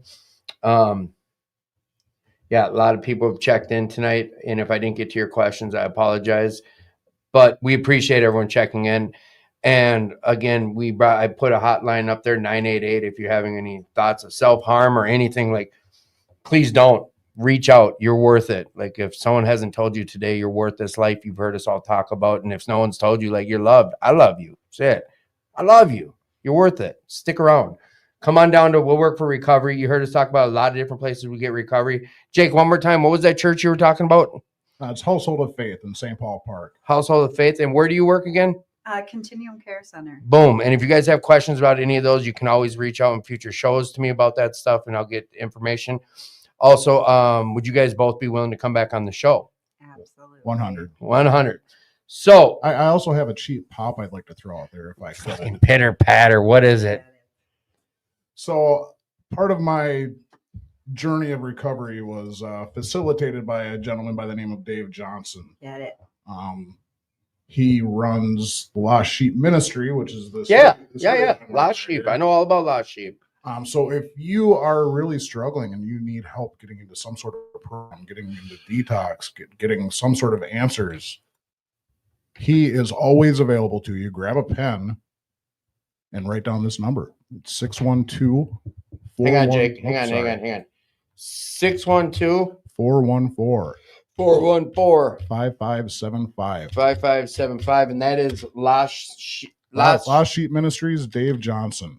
Dave. I know a lot of you out there know who he is, but this is for the people that maybe don't, or maybe you just needed his number and lost track of him. So that's his number. He will always answer, or he will always call back within 5 minutes. I'm pretty sure, even if it's like 3 o'clock in the morning, he will come within, I think, like 10 hours to pick you up or something like that. I think he will come and get you. He will bring you to detox. He will bring you to treatment. He will help you find a treatment. He will do a lot of things for you. Let's make this clear. You know him from not this go round, not in the last 21 months. No. This was from treatment number 3 and on. Yes. So we're talking, this is a good man. I think the first time I heard about him was you, but then I've heard a lot about him ever since. A lot about him. Yeah, he brought me to the hospital when I couldn't get into detox the first time I was over a 0.5. And this was like after my 4th or 5th treatment. So I mean, and I've known him for a long time. Put it this way, Jake has his number stored in his brain. He knows it by heart. He's out there drunk, like 414. He knows it. Like, this dude's helped save his life, man. And I've heard nothing but good about him. I'd like to get him on the show one of these days. He would absolutely love that. Well, I got his number. I'm going to reach out to him about it then. 100%. Chucky, if you could have any superpower, what would it be? To have an amazing soap that when people use it, that they will feel loved and blessed and worthy. You know they already do. Jake, if you could have any superpower, what would it be? Well, my spirit animal is an octopus. I'm wearing an octopus t-shirt and an octopus necklace right now. You are. Because I constantly wish I had like 4 more arms. So I think I would go with that because I definitely need more arms. Nellie, if you could be any superpower or have any superpower, what would it be? I mean, I just want to spread the word of God. But if we could add like some like flying, That's mine, flying. flying, that'd be kind of cool Yeah. too. Like flying around and bringing people to God. So yeah. Heck yeah. Can I say something? I guess. You know what? I'm so glad you said that because on the soap, it has the word of God on it. So Yes. when you go home and wash with it, you're going to literally be Oh. spreading the word of God. Yes, I will. I love these people. Spreading in the I suds. do. And if I could just one last thing, Come on. even if you don't have my soap, if you can remember this when you wash your hands today, whoever gets this message when you're washing your hands, I'd like for you to remember this mantra. You are worthy of love and you matter. Wash, rinse, repeat. Wash, rinse, repeat. So Rocky and Jason and Jalissa, Dustin and Angela and Tina and Rocky and Ava, I think I already said that. Heather, Nick, Gina, Regina, Peter, Frank, Louise, and anyone else that I missed. And I'm sorry about that because I'm not getting my YouTube messages. Thank you guys all for piping in tonight and sharing the show. And what is it? Hit the like button, smash the like button, and share the show or whatever. Just stay clean, man. And if you're struggling, please reach out. You're loved. We'll see you next week. Bye, Z's.